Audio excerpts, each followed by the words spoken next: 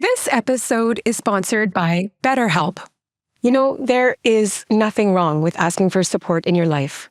It's actually a sign that you're paying attention. BetterHelp matches you with a qualified therapist online, and you can switch anytime if it's not the right fit. When life feels overwhelming, therapy can often help. If you sign up, you can receive 10% off at betterhelp.com/loveready. That's betterhelp.com/loveready. Why aren't we listening to teenage girls? And what are they teaching us about love? Their power is love. Mm-hmm. It's this enthusiasm, and that word enthusiasm, right, is usually thought of as very superficial and silly sometimes. Like, oh, she's just being a teenage girl. It's like, enthusiastic, and I'm clearly very enthusiastic. I am too. The 6th grade girls, when they share their emotion and cry during my workshops, because they're letting emotion pass through them, all emotions are now welcome, right? There's this whole societal rule that if she shows too much emotion, she's not going to be taken seriously. If we instead are centering that and uplifting it and encouraging it, then we can have more of that, right? It's whatever you give energy to grows bigger. Today, I am so excited to speak with a woman named Chelsey Goodan. She's the author of a book that I really enjoyed reading. It's called Underestimated. It's about relating to teenage girls. I got to talk to Chelsey about my own girls. What our children have to say matters. Their voices matter. And they're teaching us to be present. I was a teenage girl and I struggled with the relationship I had with my mom at the time. By relating better to our teenagers, we can break the patterns, break the blueprints that are no longer serving us in our relationships. I think about what Chelsey wrote about. She works with girls as a mentor, as an advocate. We have a lot to learn from Chelsey and from teenage girls about love.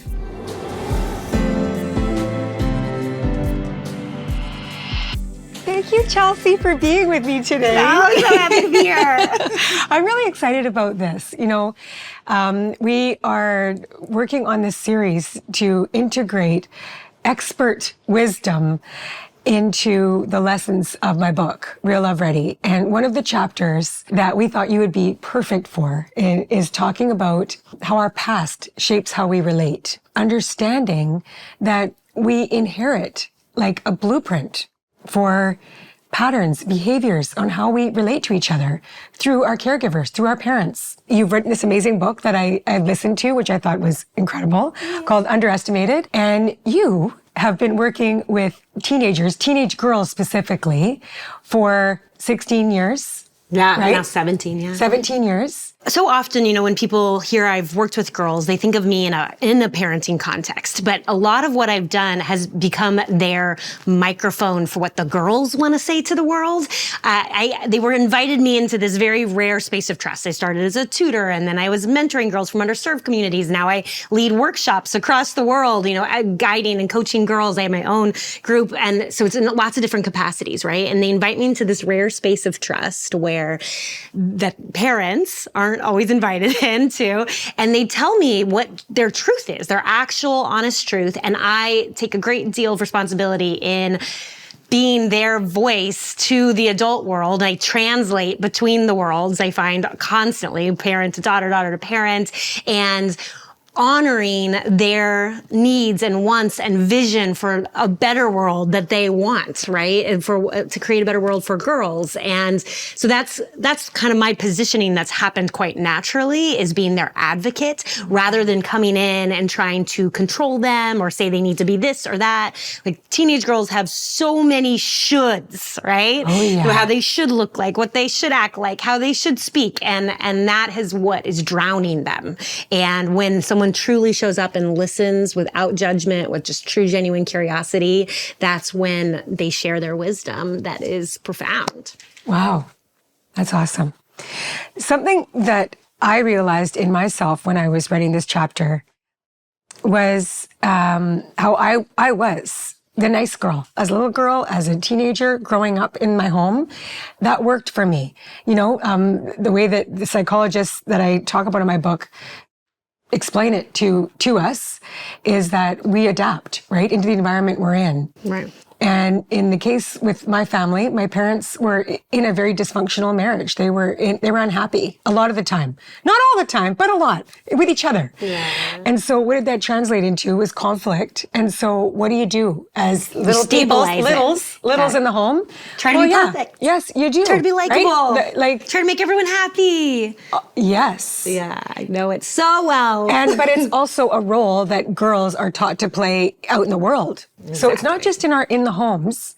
It's either and you talk about this, right?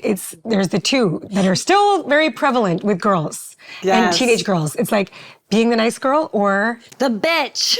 Right. That's what the other side of the spectrum is. Right? They're so terrified of being called in that realm, which it's a whole collection of words that I often use in the work that I do. So it could be anything from outspoken, opinionated, ambitious, arrogant. Like there's endless words are in this category of behavior that's considered not acceptable. And then you're right, there's this whole other side of the nice girl, or I use the good girl. And that's the good girl. Being polite, being kind, putting others before yourself, pleasing everyone. 74% of girls are incredibly worried about pleasing everyone.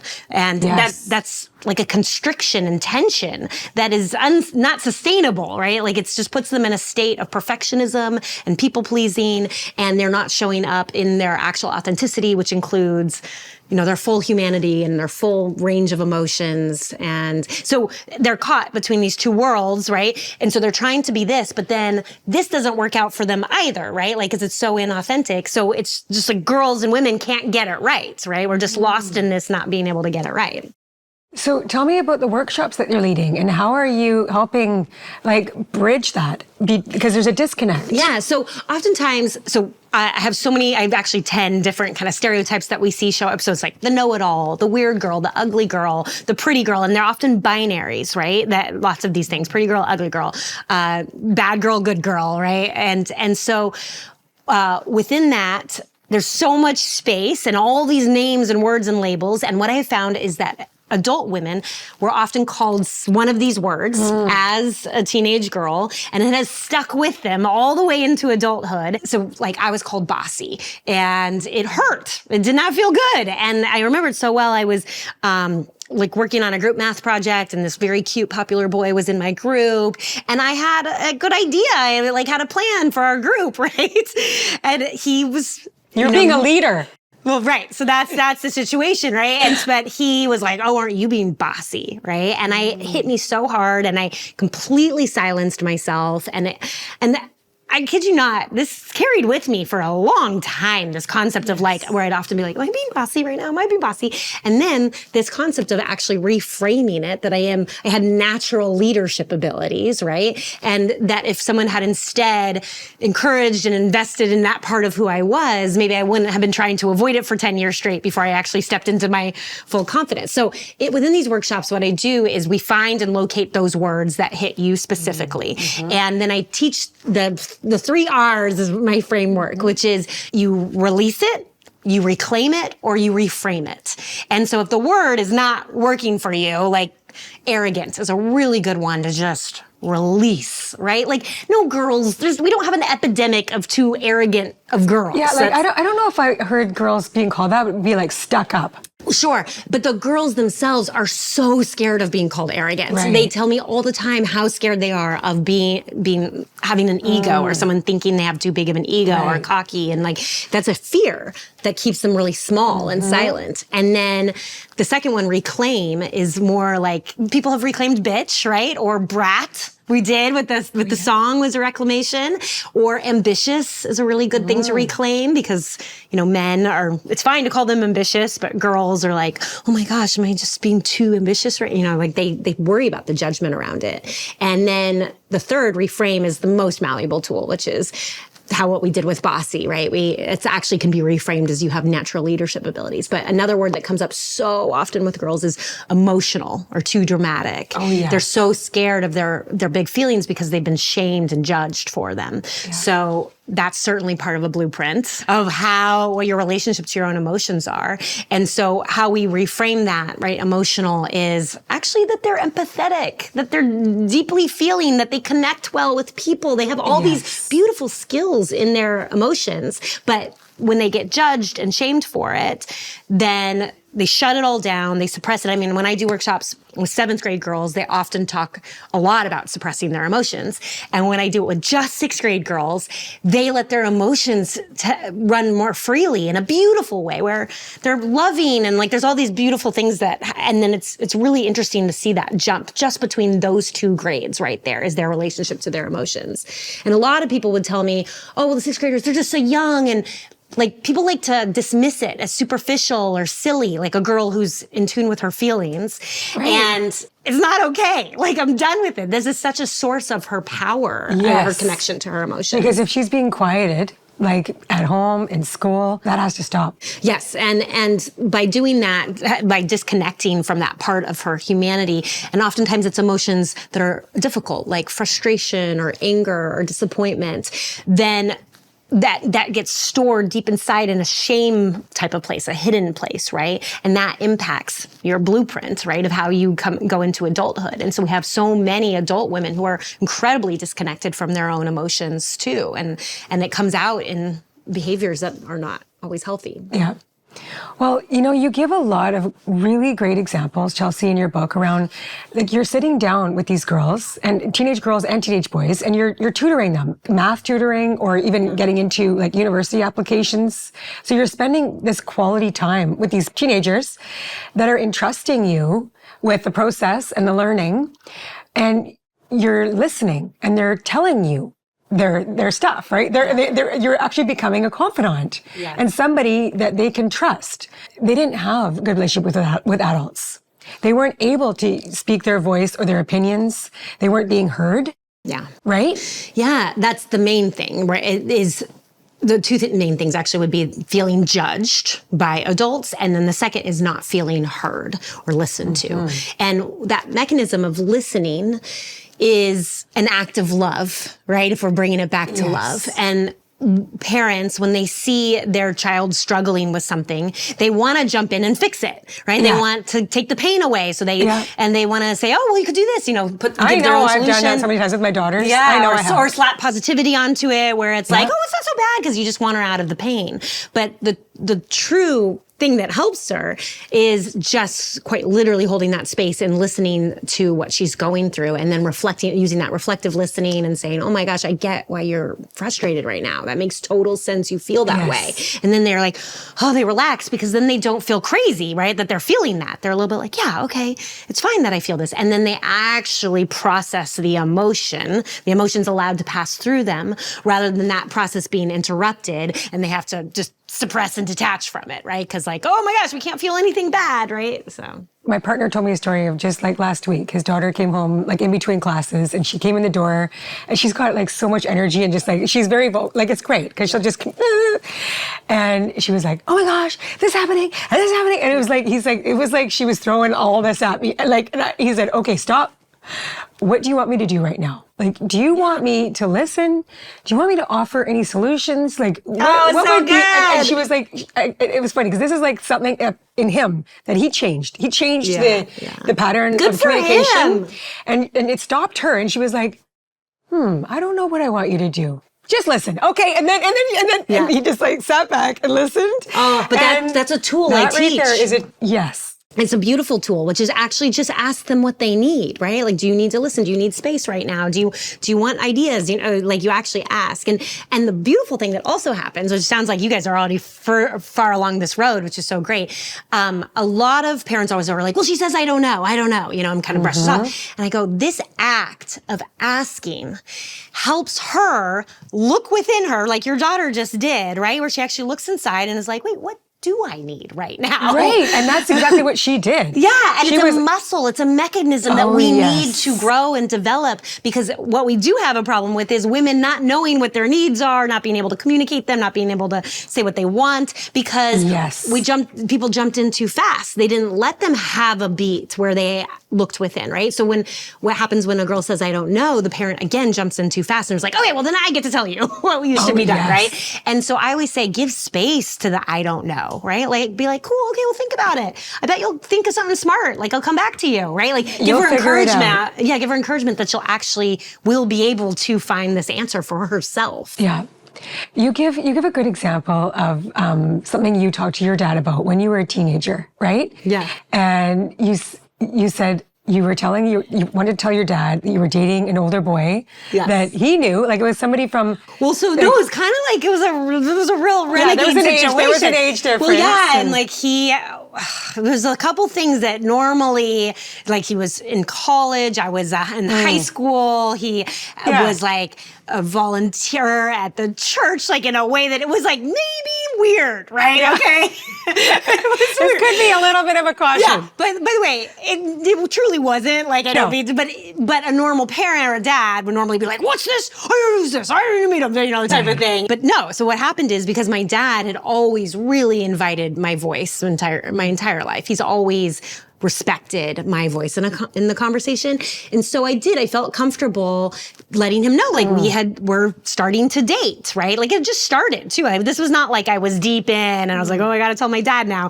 No, I respected my dad enough to be like, hey, so you've met him. Like, we're dating, we're just starting. And he goes, so instead of like, well, I need to meet him, the normal things, instead my dad says to me, oh my gosh, I bet he is a really great guy because you would only choose an amazing guy for yourself, Chelsey. So like, I bet he's amazing. And I of course was like, wait, is he amazing enough? Like, I know. My dad trusts me with this decision. So, okay, let me check. Did I make a good decision? And that is the place of empowerment. And giving me agency over my own choices. And therefore I rise to that occasion, which is what I see all the time happen with girls. Everyone thinks that you need to teach them and protect them all the time. And the truth is, no, they need to be given their own tools to make healthy choices for themselves and then encouraged and affirmed within that. Yes. I'm going to give you an example of just happened. Like very recently, my daughter went to a party. She's in grade 11. So she and one of her best friends, this was, they're in grade 11, so they're going to parties later, right? Yeah. I'm like, oh boy. So they're getting ready at 10 o'clock. I'm like, what the heck, man? This is like, I'm in bed. But I really have been practicing giving her more agency because she's at an age when I was going to parties. I was driving. She can't because we're in a province where you can't drive yet till you're 17. Yeah. But okay, they took an Uber and leave your phone on. We're good. And I'm texting her going, okay, at 12:30, it's time to come home now. And we're on our way, Mom. Great.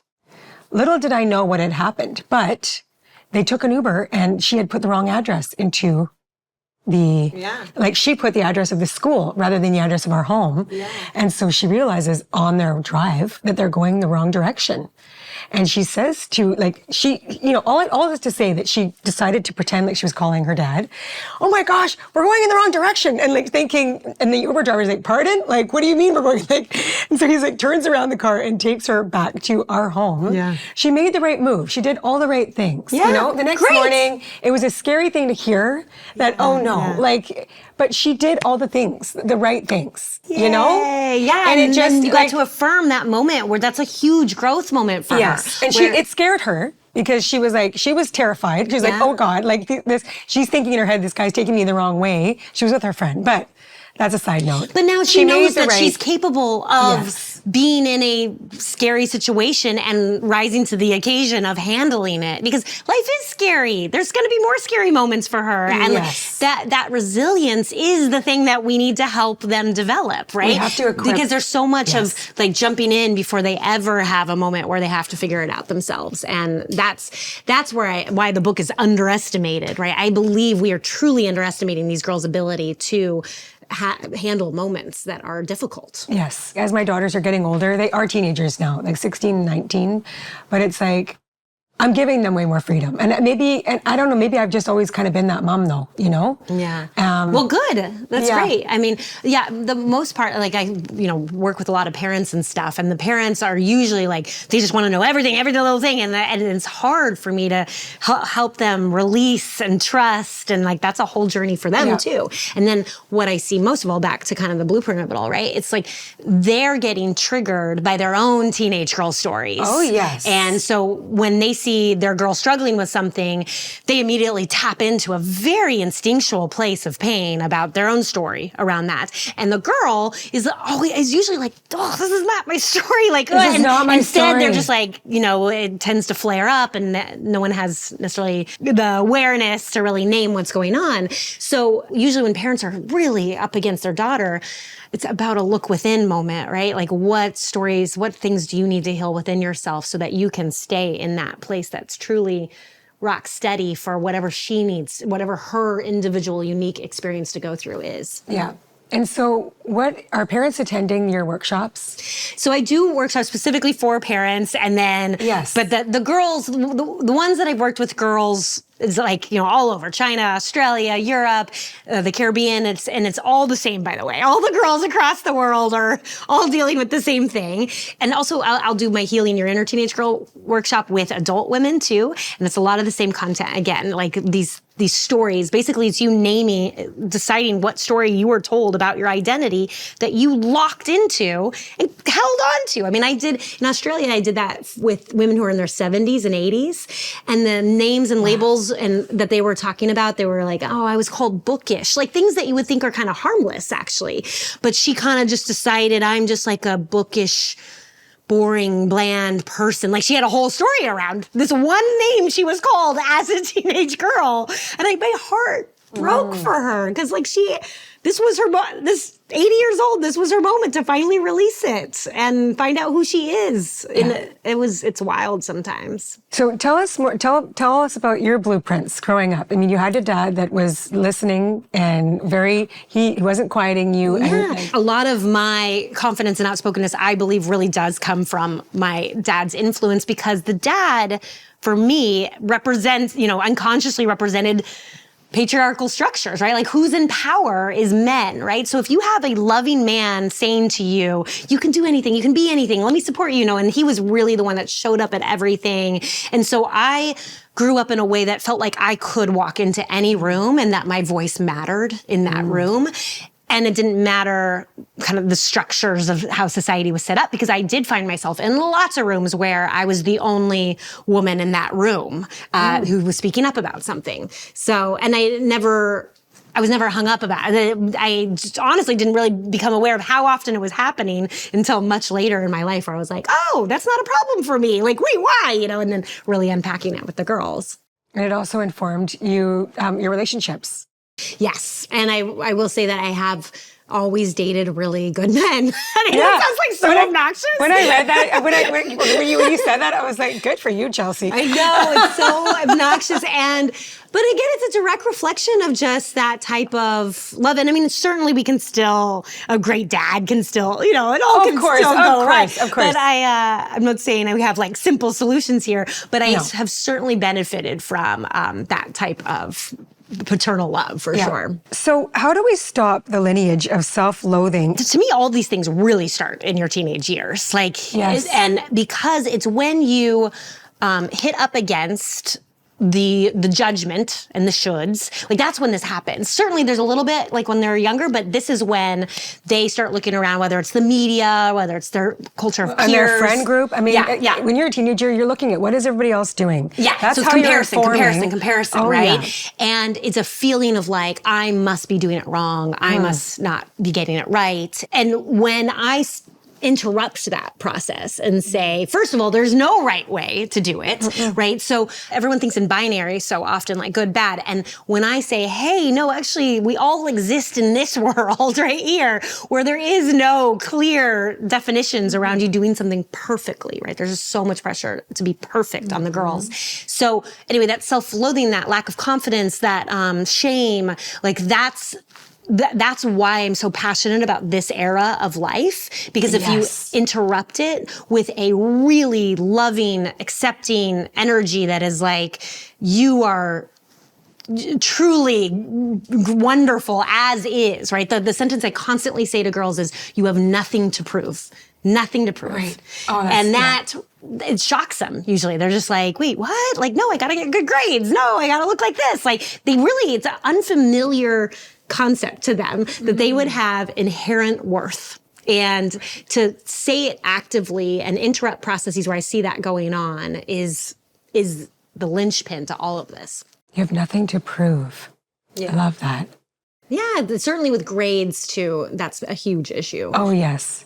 And so you're working, you're tutoring, you were mentoring. No, I'm not tutoring anymore. Yeah, and but so a lot of the book comes from those experiences. Yes, but these are girls that are like trying to get the best grades to go to university, right? And carry on. And for sure. And so, that's the space I was in. The pressure pressure. But that's what's so interesting about this is the parents so often think like, if she just succeeds, like I'll protect her, right? If she goes to a good college, if she just gets straight A's, then like that's their form of protection for her, of like having a good life. When truly that space where I wouldn't ultimately help improve their grade had very little to do with me actually teaching math techniques or anything like that, right? It had so much to do with like when they're taking a test, they don't spiral into self-doubt, right? That they actually trust their own knowledge base, their own ability to do this, right? It's really their relationship to self-doubt is the most important mechanism. Wow.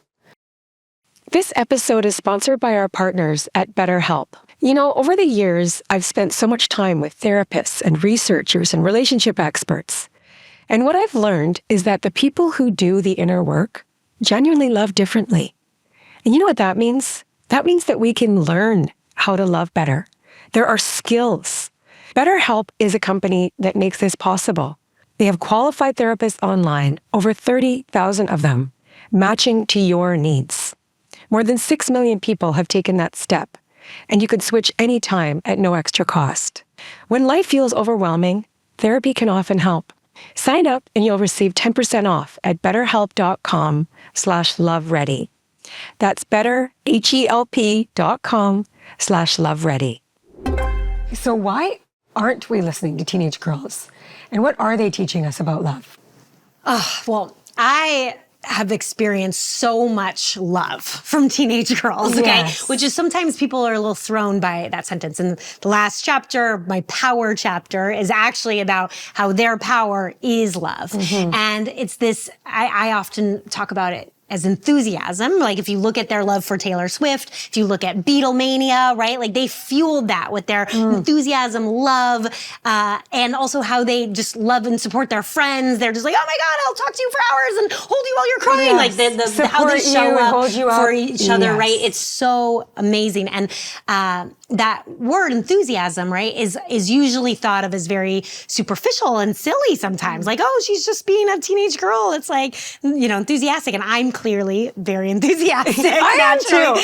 You are too. I'm talking love. And the Greek word, the root of enthusiasm is enthusiasmos. And that word actually has a much deeper meaning to it, which is it's connected to the divine, a divine energy. It's a loving energy. Oh, yeah. Because to source enthusiasm is much deeper than, just like fun. It's not surface level at all. It's a deep love that they are feeling for Taylor Swift or they're feeling for the Beatles or for each other. I referenced the sixth grade girls when they share their emotion and cry during my workshops. They cry so much more than the older girls. And because they're letting emotion pass through them, all emotions are now welcome, right? Including love. And so I'm always like, hey, let's support each other. And when that happens, I'll have like 10 girls rush over and just like, it's okay, you got this, da-da-da. Like, it's the most beautiful thing you've ever seen of them encouraging each other. And you're just kind of like, this is the solution. Wow, if we just open these channels and affirm them rather than judge them as like, oh, we got to shut down her emotions because, there's this whole societal rule that if she shows too much emotion, she's not going to be taken seriously or, no one's going to listen to her, right? And why we should be listening to them is that they actually have a better way, or they just haven't been disconnected the way we've been socialized to disconnect, right? So many women have been disconnected from this part of who they are, which is really, in our soul, this source of love. And so for me, this concept of love is really the most powerful force that exists, right? Not these other power elements of domination, oppression, and so on. And how if we instead are centering that and uplifting it and encouraging it, then we can have more of that, right? It's whatever you give energy to grows bigger. And so that's why I am so serious about investing in girls, because I believe they can change the trajectory for all of us and create a more loving future in that way. That's right. Oh, another element about this too is the concept of girls supporting girls, right? So when I wrote this book, everyone was like, teenage girls, they're so mean, right? Like, they're so renowned for being mean and mean girls. And to this day, so many moms are like, well, she's just dealing with mean girls. Like moms really love to instantly label another girl as a mean girl, as if that is like her core identity. Like as if these girls come out of the womb and they're just mean, right? Which is not true, by the way, obviously. No. And if a girl has some attitude, like, the whole world is judging her. I get having a little edge sometimes. And they are usually obviously mean because of some type of pain that's happening in their own life. And the girls, the actual teenage girls who I talk about this with, when they do confront a bully at school or a girl who's being mean to them, I approach it as like, well, what's going on with that girl at home? Like, do you know what her parents are like? And they usually know, and they're usually like, the mom criticizes her all the time, or dad's never around, whatever it is, it's like kind of hard stuff. And I'm like, do you think that she might be in pain? Like she's not doing very well and she's just functioning out of her own pain, and that doesn't have anything to do with you? And they get it. They're like, oh man, I feel bad for her. Yeah, that would suck. And they access compassion so fast. And compassion is the solution as well, right? In terms of building this better world. If we put ourselves in another person's shoes for a moment, rather than immediately taking it personally and being mean back, right? And just continuing the cycle. And that's a space that I'm so excited about, because this generation of girls is way more attuned to a girl supporting girls energy, a women supporting women. Whereas older generations, we were functioning off of limited space at the table, right? They were, lots of times in history, they really were only hiring one woman for the job, exactly. Right? So you had to compete for it. Yeah, so we were pitted against each other. And that has changed enough that, or at least that this generation of girls don't see it that way. That's not their reality. And they really do want to uplift each other and support each other. And they have an abundance mindset rather, than that scarcity mindset of past generations, understandably so. And that's another way that we can compound this love that they have so naturally. Yes. So what do you see about the mother-daughter dynamic that makes it so difficult, right? Between moms and daughters, especially during teenage that concept, years. right, of the healing your own inner teenage girl, right? Your own triggers, your own baggage. If you're not healed. Like the mom's relationship to her body and beauty is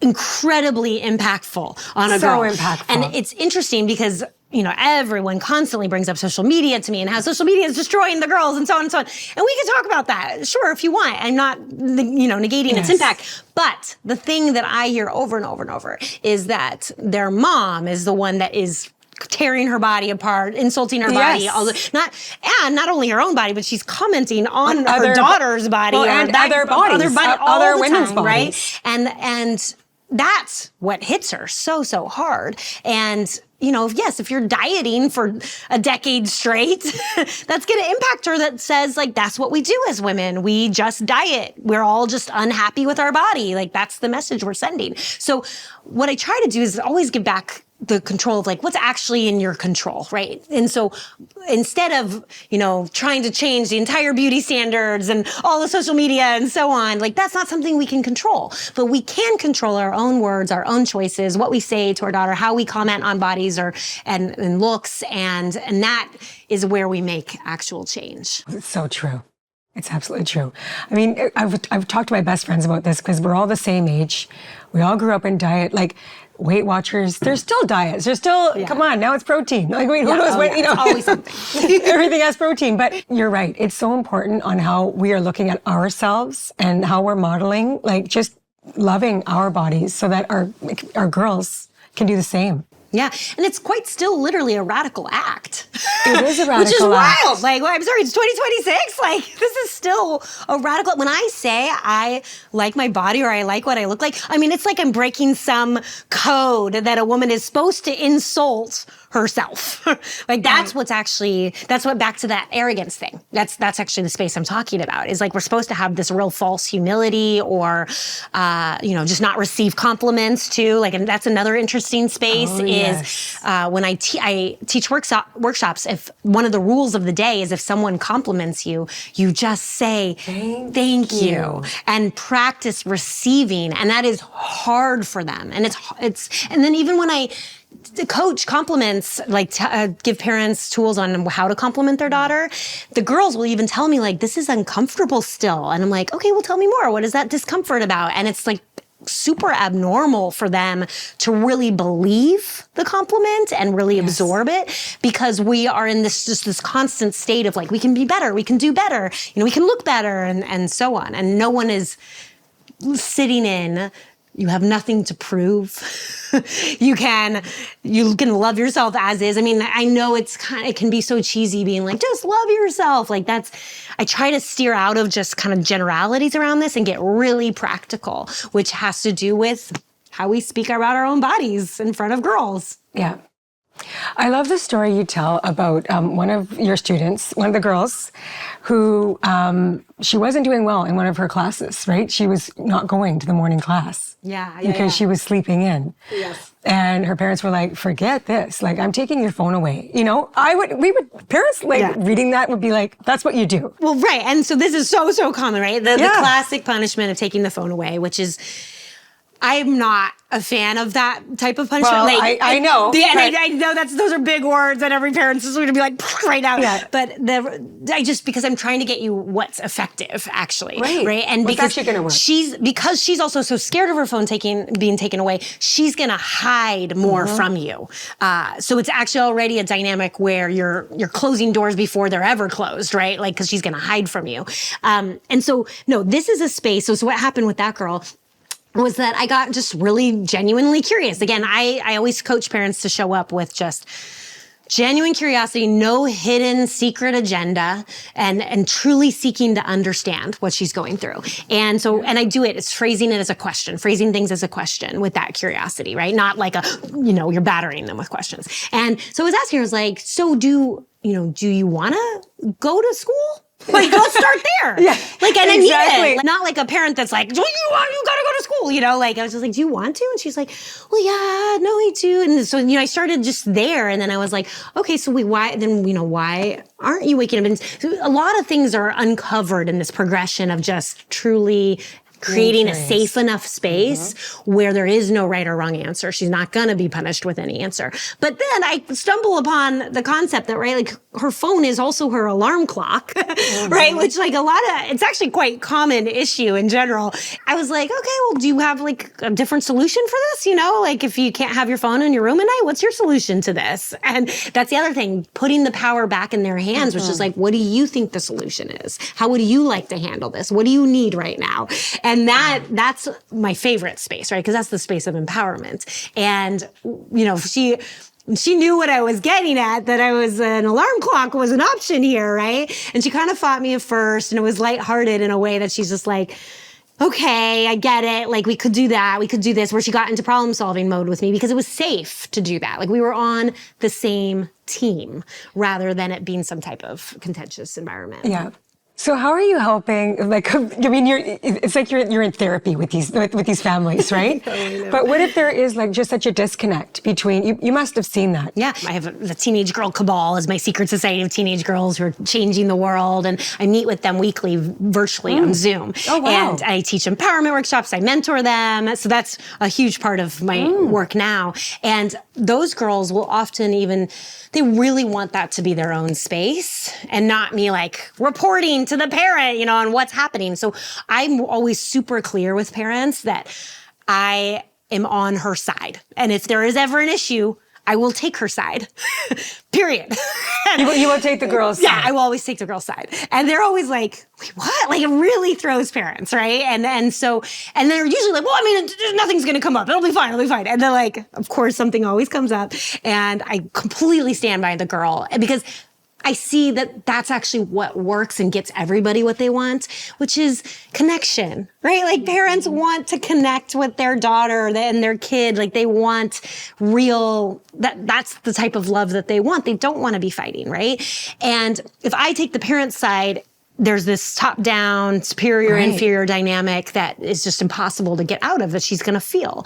And when she has someone on her team like me who can translate what she's trying to say, then, we get into a better place. But to answer kind of the question you were asking, though, is like when there truly is a disconnect, I will help the girl kind of release her needs around her parent, to tell you the truth. I usually help them see that their parent is imperfect also, human being, and they may not be able to have all their needs met. Like some parents aren't there yet, aren't capable of meeting her where she needs it. Yeah. And that's really hard. Yeah. Really hard. Something, that you talked about, which I know this is true because I'm talking about love and relationships all day long with in my work with different therapists. And it's like how hard it is for people to say sorry. Mm. And you talk about that in your book on, there's girls that are saying like, I've never heard my mom or dad ever apologize to me. Right. And I'm like, wow, like it's common. Like, yeah, and it's what they want so badly too. Like they want an apology. They want to hear like, actually, I messed up. I'm so sorry, because we all do. Yeah. And I always like to say it's amends. It's like making amends so that we really understand the layer to it. Because sorry, we could talk about that word actually too, because there's a lot of meaningless sorries that happen, people-pleasing sorries, flurries of sorries. That's another rule in my workshops is we have a sorry jar. And if you do a meaningless sorry where you could have said oops instead of sorry. Yes, or if you're like, that is, I don't know what age I was when I stopped saying sorry for like, in Canada, people say sorry all the time, just like for touching somebody. You walk by, somebody touches you, sorry, it's like, oh my gosh, we're all saying sorry. Yes. And Canadians are known for saying sorry all the time. But it's like that, I stopped doing it in my 20s. Well, like good for now you. I just say, excuse me, or pardon me. Right. Like, you know what I mean? Like it's not a story. Of course, and oops can usually just fill the place. And and by the way, it's not the same with boys. Boys do not say this word. They don't say sorry? Pretty much not like this at all, right? The girls are saying it constantly. And so I in my work too, I bring a lot of awareness around that because you're apologizing for showing up in this world, right? Like it puts you into when you're saying sorry all the time, like you're not going to use your voice in a bold way because you're kind of like, sorry, I'm taking up space right now. Like the girls are always like, I'm sorry I talk so much, right? And I'm like, talk, I love it. I love what you're saying, right? So anyway, I want to put that word over there. And these types of sorries that are like making amends for actual not meeting a need. What I have learned that is when that happens, when you do make that amends and you just say, hey, you know what? Like I didn't handle that well and it wasn't okay and I'm sorry. And you just truly own it.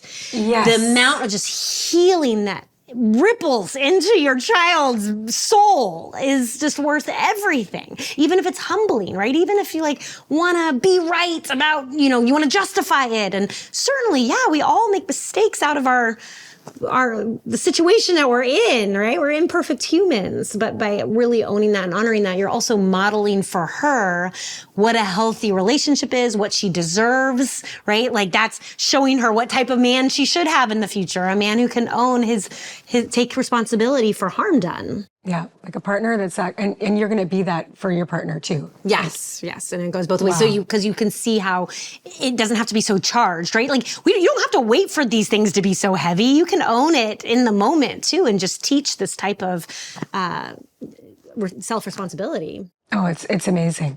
And so you're actually like talking about that in your workshop, like how to say sorry, how to make amends.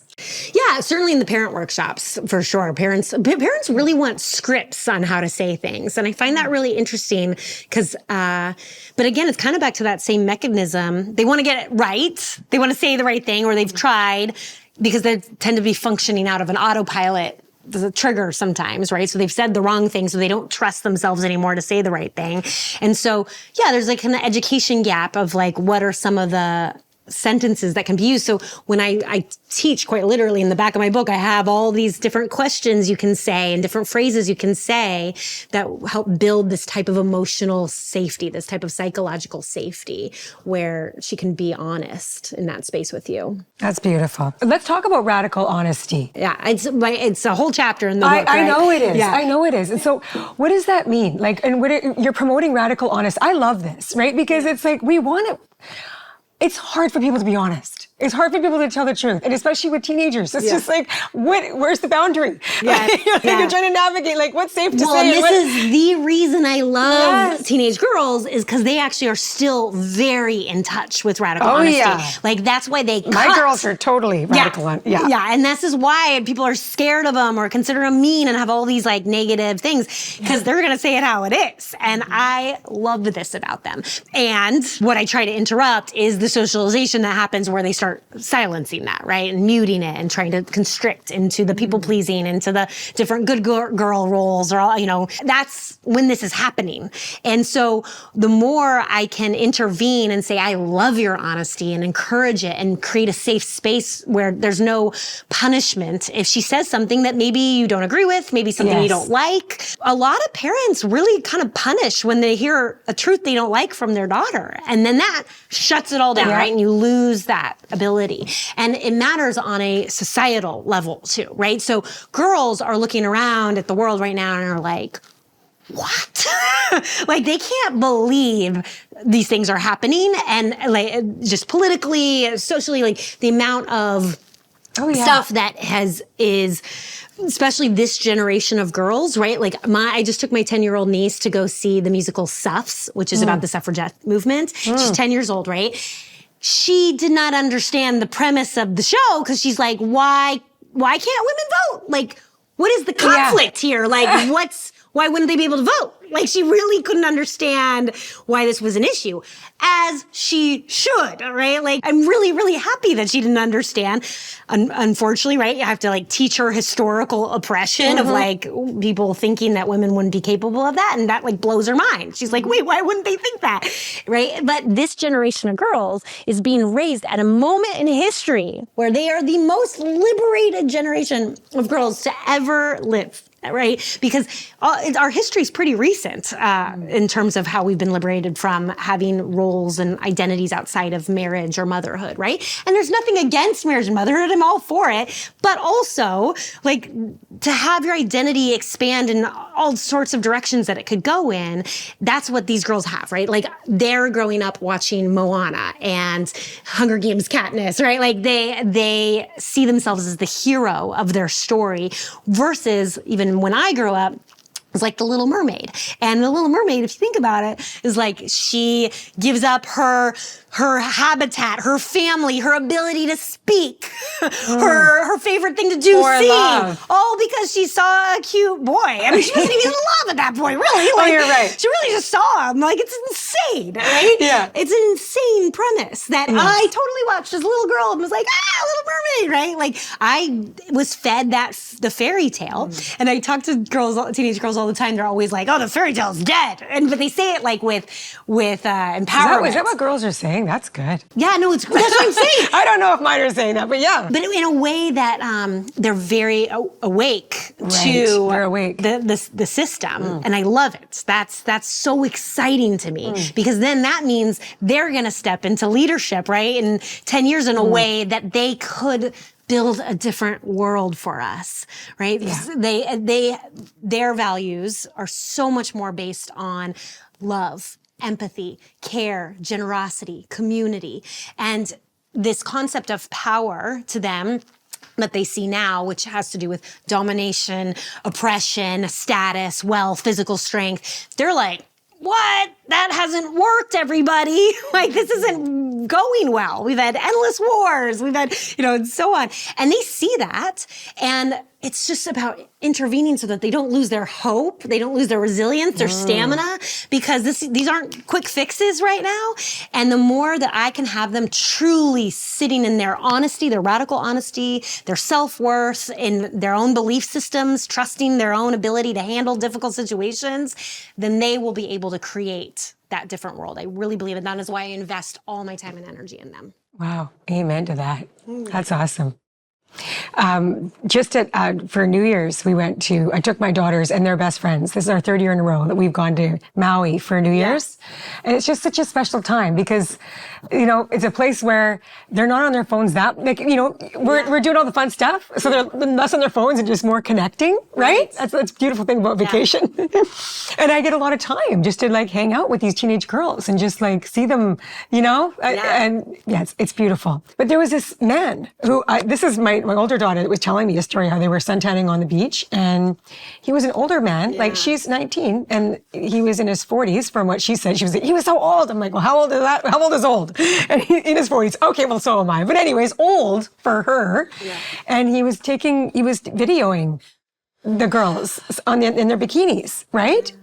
And my daughter saw this happening. And you know what?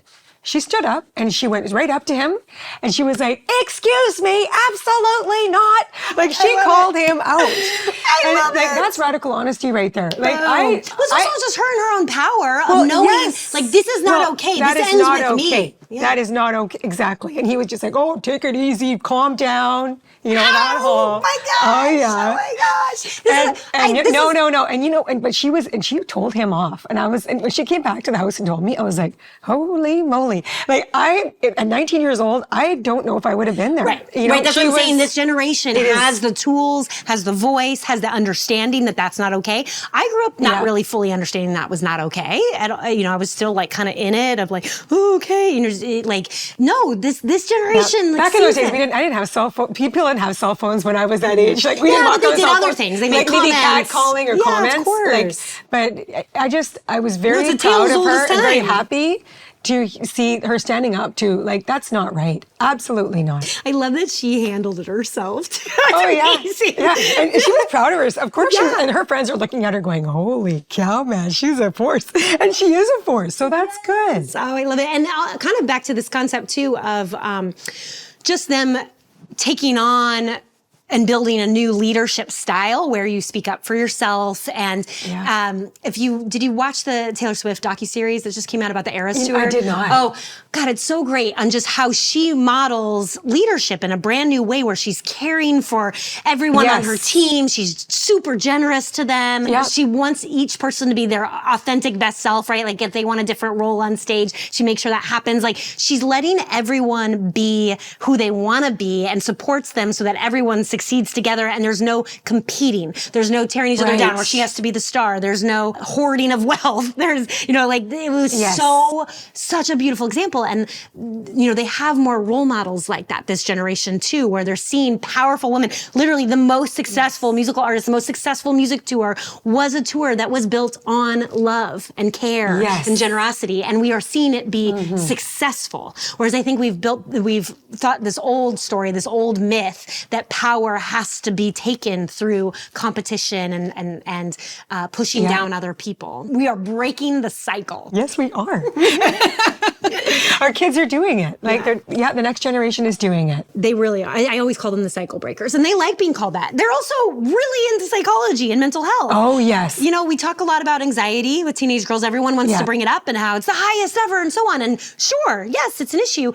And I had anxiety as a teenager, but I didn't have the words for it. I didn't even really know that word. I wasn't naming it. They just have a way to name it. And I find that really interesting and empowering for them to ask for support and help and their needs be better met rather than this old concept of you just got to power through, you just deal with it, you just avoid, you just, shrug it off, right? That's what I certainly was taught to do. Chelsey, I love what you say about, just what you said about the kids being interested in psychology, because when my daughter graduated, grade 12, there was 175 grads, and I could not believe the majority of, there was at least 60 of those kids that are going off into psychology psychology. Yeah. And I was shocked. I was like, what? I didn't know anybody going into psychology when I was graduating high school. So it's like the world needs it. I mean, but that just shows that the next generation knows how important it is for us to be psychologically healthy. I mean, the conversations I have with them is around things like, I mean, I've had a 16-year-old talk to me about her mother wound, right? Wow. Most of the like 40-year-old women I know who are all in therapy are for the first time of their life becoming aware of their mother wound, right? Right. And I've had girls, talk to me about the different trauma responses where they're like, freeze is one. Like, I didn't know freeze was a trauma response at their age. Yeah. Right? Like they, and I will say that this is where social media has been helpful and educational. Like they're super into the mental health graphics on social media and that type of education, right? So as much as we can demonize, as many people do, that space that really sucks them in, I have also seen a lot of beautiful positive things come from that space where they've learned about feminism, racial justice, like all sorts of stuff. That's really cool. Definitely. There's been times, more than, I would say like 3-4 times when my kids are like, okay, we're getting off TikTok. And I'm like, okay. And like they've made the call. Like it's not me telling them to get off of it, Yeah. They're actually deciding. Yes. And then, maybe a month or two later, they're like, okay, we're back on. Okay. And then they're like, and then they're doing cold turkey back because they realize that actually I'm spending too much time here. I don't feel like I need to control my daughters on their phones. Yeah, like, good. That's what dinner time and everything else, let's put our phones away. Like there's times when phones away, we're studying, we're reading, we're watching a show. But when it comes down to it, they are governing. They're being pretty responsible. I know. Thank you. Yes. Thank you for giving an example of that because I know those examples. Like I am in the trenches with the girls. Yes, you are. I would say more often than not, they're making a healthier choice than a lot of adults I see. And I know that would blow people's minds. A lot of people are not saying that on a public level. Right. But I'm telling you, like real life, many examples, just like your daughters, where because they grew up with it, they know how much they have to be more on top of it, right? Like, or beauty standards, unhealthy beauty standards. I actually see adults way more impacted. Like the girls can rip it apart in 2 seconds. They know what's real. They know what's fake. Like it's not as impactful as we all think all the time. This concept though, like you were saying, of them making their own healthy choice for themselves. It's back to, again, when we affirm that and point it out and say, hey, I see that you did that. Like, and they feel really empowered with that. And that gives them the tools to step into adulthood with healthy choices, knowing they can make healthy choices. Yes. So we would go out for dinner every night for, we were there for 5 nights. And the girls, one of them would say, okay, phone stack. I've never seen this before, honestly, Chelsey. And they're stacked their phones in the corner of the table away from everything. And then, okay, what game do you want to play? And then they would come up with the game and we'd play a game. I'm like, this is great. Like adults don't do this. I mean, we have conversation, but I mean, really, the phones were away. Yeah, and I still feel for the parents who feel very out of control with this, where it is going awry. Like that exists. I'm not about to be a person that says that there isn't harm being done. I'm just trying to share ways it can go right because it's not going anywhere, right? Like social media is not going anywhere. So like we have to build tools around it. We can't just punish and restrict, right? Like we have to empower them. And that's the space I am interested in. Right. You're a change maker and you're helping to, grow this next generation in such a loving way. Like, so how are you seeing the impact in changing blueprints? Well, thank you. I also like the name of one of my programs is called Change Makers. Like I'm all Change about Makers. I'm all about fueling these girls to step into feeling like a change maker. They want to be change makers. Like that's something they're interested in being too. Good. And there's so many ways we could, so many things we could talk about. Hold on. Another thing I wanted to say, though, on top of social media is AI. Actually, I want to bring up AI because another dynamic that's happening is that girls are being taught to fear it the same way with social media, like fear, victim.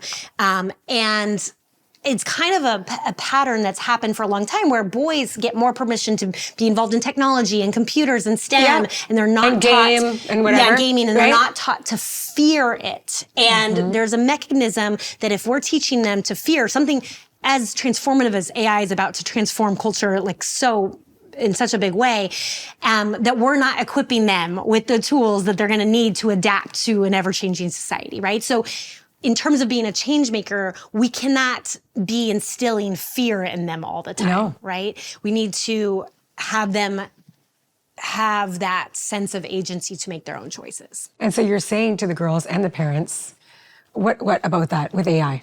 Well, I encourage exploration in a big way, like, and in a way, whatever age it might be. So maybe it is alongside a parent or not. But a lot of the girls who are in high school, like, they're, it's just quite literally showing them sometimes how to look up something or ask a question in a way that feels safe to them, right? Not completely out of control. But they're usually really inspired by it in a way. They're like, wait, I can do that? Wait, what? And all of a sudden they have this tool at their fingertips that gives them more power in this world. We always told boys they're better at computers. Like, isn't that a crazy thing? Oh, you know what? It is crazy. And to this day, I still have specifically girls of color have to advocate for themselves to be in honor STEM classes, like, all the time. It's such a tragedy. Meanwhile, the boys are just like, of course he's going to be in the honor STEM class. I mean, I hear it on a weekly basis. This concept that that's what they're naturally good at is going to set us up for just another cycle of this. So, like, we've done it with all these other technology things. Like, we can't be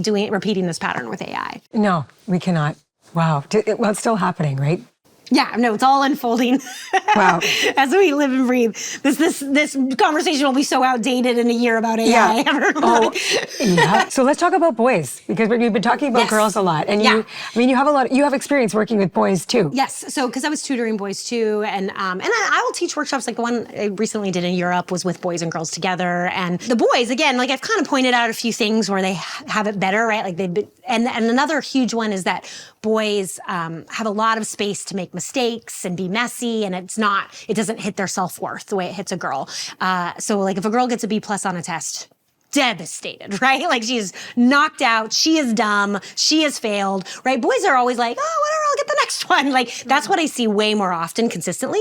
I hate saying, like, absolute truths. Obviously, there's always special cases, in all of these, but I want that for the girls too. Like, I'm happy for the boys that they have that space to grow and learn and develop and, like, not have it all figured out, right? Mm-hmm. And that's the space I'm interested in giving girls too, that space of embracing imperfection and the gray zone between black and white, right? Like, I always tell them, you can't jump 0 to 10. You have to go through step 4, 5, and 6. And I find boys are more comfortable in that zone, and therefore they take more swings at things. They take more risks, right? For sure. And then, it's the classic, they ask for the promotion, and before they feel like maybe they should get it, whereas the girl becomes insanely overqualified before she ever asks for a promotion. It's about risks. Right. And so that is a space where I'm like, cool, we can learn by what we've given boys and how we can give that to girls. And then, of course, there's a whole nother conversation. I'm on the board of a nonprofit called A Call to Men, which is all about how we invite men and boys onto the team of ending gender-based violence, ending gender-based discrimination, but inviting them in. There's so much sexual violence, discrimination, right? And how we have parented boys, that this is really male violence that's playing out, right? We tend to call it violence against women as if it was women's, they need to solve it themselves, right? But if we could have solved it, we would have solved it by now, right? So how do we move upstream? How do we start teaching boys that this, to not play out these patterns, right? And it has a lot to do with their emotions. And we tell them they can feel anger, and that's about it. And then all the other emotions like sadness, grief, right? Like, it gets shoved down and comes out as potentially only anger, which leads to violence, right? One example I have in working with boys myself is I have a feelings wheel that's in the back of the book. And when I ask a boy, like, what are you feeling right now?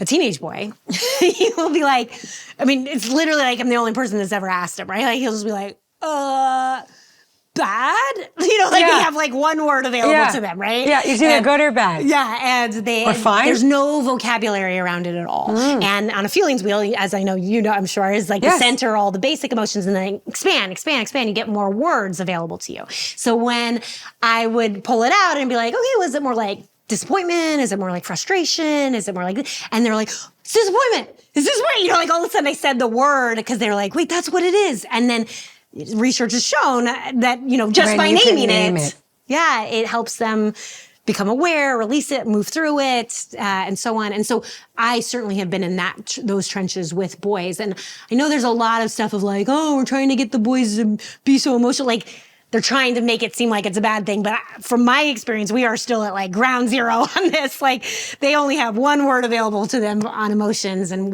there is a lot of work to do. Yeah. All this discussion around like our teenagers raising and being parents, it makes me think that I just have so much hope for all of this, and my kids. And it's just like, because I am doing the work myself as a parent, and I have been for years, but it's like come to a place where I'm changing the dynamic with how I'm parenting my kids.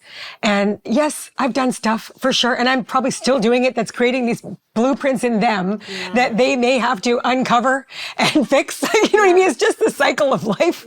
But hopefully if I can disrupt, my patterning and raise them differently now, even, while they're in my, it's like we still have that opportunity. Yes. I think about just even as an adult and how I related to them differently as I learned.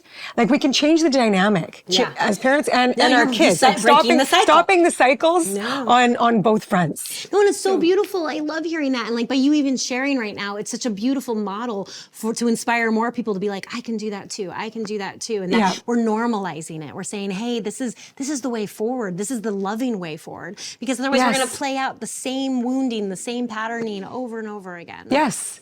Like I think about hearing the story. Like I don't know if my parents said a lot of stories to me. I don't think so. I think it was a generational thing too. Like really, it was like I was raised in the generation. It was kind of like see you but don't hear you. Right. Like that kind of like a lot of my friends were raised like that. It was like seriously generational. So now it's like, okay, so now it's not surprising that my parents weren't able to sit down and talk to me about my emotions and my feelings. It's like they weren't taught that either. Yeah. So now it's like, we can be different. And I am with my kids. Like now I'm able to be like, I really messed up. I'm very sorry. And, I'm going to try. And we get down to, even talking way more in depth about it. And then we can make amends and carry on, right? Yeah, it's so beautiful. I always love when parents share how they're doing that, because that's the solution, right? Like you are living, breathing it right now.